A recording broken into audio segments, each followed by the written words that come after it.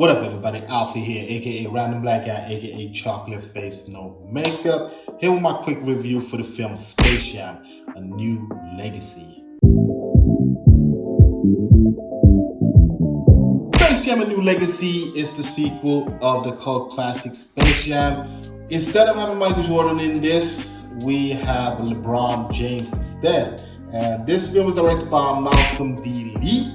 And this is starring Don Cheadle, LeBron James, and Zendaya. Yeah, the plot of the film is that an evil baron that lives in pretty much the new age of technology kidnaps the son of the legendary basketball player LeBron James. So he has to team with Bugs Bunny to win in a basketball game. So yeah, the plot is overall there. And yeah, I'm gonna tell you like this. LeBron James is a phenomenal basketball player. I can never take that away from him. He is one of the GOATs. He is. Except being a master in basketball, he's also charismatic and funny. Is he a good actor? Not really. And is LeBron James better than Michael Jordan? Hell yeah, he is. He has more actor chops than Michael. We're not gonna say that Michael Jordan was a great actor in the first one. I was a fan of the first one because I was raised up watching that film. At that time, I loved Michael Jordan. I even had a hoodie with Michael Jordan. I had everything. I had the jersey, I had the caps, I had the shoes, I had everything that was Michael Jordan written on it. That's how much of a fan I was. And still, I had my dad's Jordan 1s. And it's all messed up, but I still wear those shit till this day because it's Michael Jordan and my dad has it. So yeah, I don't know how much it's worth now, but anyways. So I'm a huge fan of Michael Jordan. But if I have to take them against each other when it comes to the acting, LeBron James is better. I'm not going to say that Michael Jordan is bad, but he wasn't good. He was wooden in the first film. And that is like pretty much the good thing. It's nicely directed. It is. This film is nicely directed. It looks good. It's a nice film to look at. What I got to say about A New Legacy is that this film overall screams modern times. Hear me out.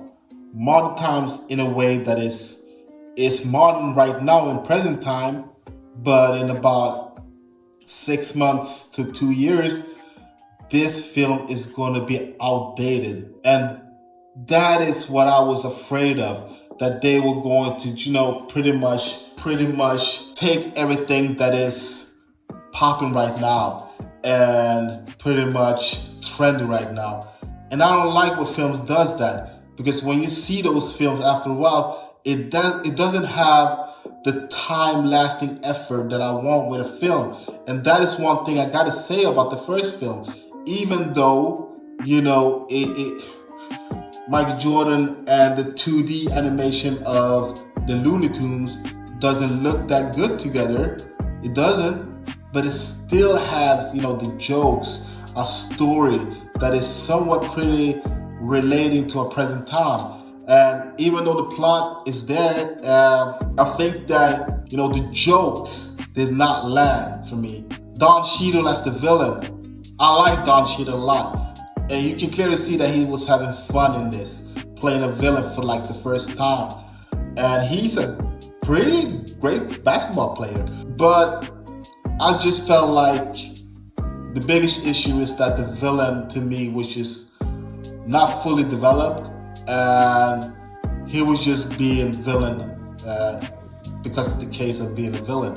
And when you get to understand his reasoning why he kidnapped LeBron James' son, I'm like, what the hell? No, this is stupid in so many levels. The 3D animation style of Looney Tunes, it caught me off guard at first. Even though I've seen it on the trailers, it was just so weird seeing them in 3D. I'm used to seeing them in 2D because I think that by having them in 2D, their facial expression, the way the animation works when they do the ridiculous stuff works better with the 2D rather than 3D because it becomes pretty much so realistic. Yeah, I had like a hard time taking all the jokes that clearly work in the 2D aspect into 3D. But overall, it's always fun to see Looney Tunes in the big screen. Daffy Duck is funny as hell in this film. He is funny. He's the most pessimistic character, but still he just want to do his shit, and I like that. You've clearly seen the scene where Porky Pig raps. It can be a funny scene, but to me, I was like, okay, I get it. It works for the kids, but it was just weird seeing a Looney Tune character rapping. It was like, they were trying to urbanize, modernize these characters that is timeless already. You don't have to prove them in any shape or form. They already have a lasting time because of the history. So when I saw that scene, I was just like, that is one thing I can respect with the first film.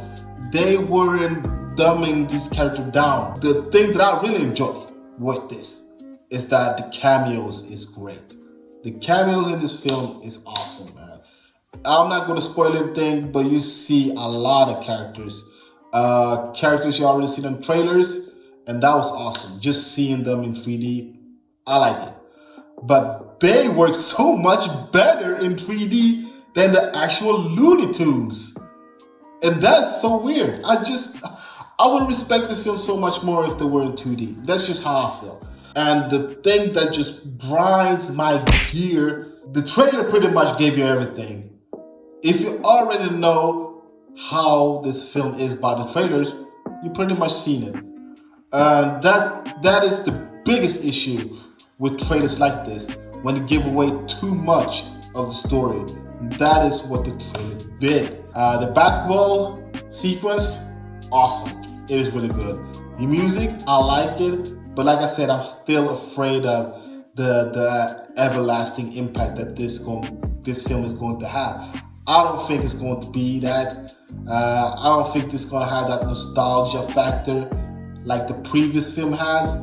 And the fucking soundtrack from the first film is still to this day amazing. From that I Believe I Can Fly to Everybody Get Up, It's Time to Slam Now. And even that Chris Rock and Barry White song is freaking phenomenal. So the soundtrack here is pretty much, the Migos, 808 Mafia, Metro Boomin type of beats, that trap beat. It's popping right now, but you don't know how it's going to be in 5 years. So my rating of Space Jam: A New Legacy, I'm gonna give it Space Jam: A New Legacy 2.5.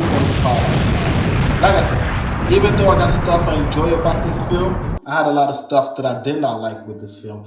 Overall, it's a decent film, and I think that people are going to have fun. I think kids are going to have fun. I think the newer generation is going to have fun, because this is what this film tends to.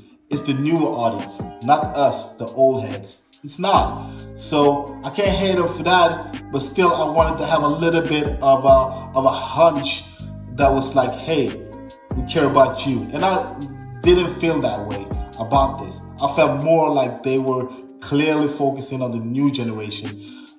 It's always good in that way, but I just think that the attention span of the newer generations is not going to last that much or long. It's an enjoyable film, but it's not great.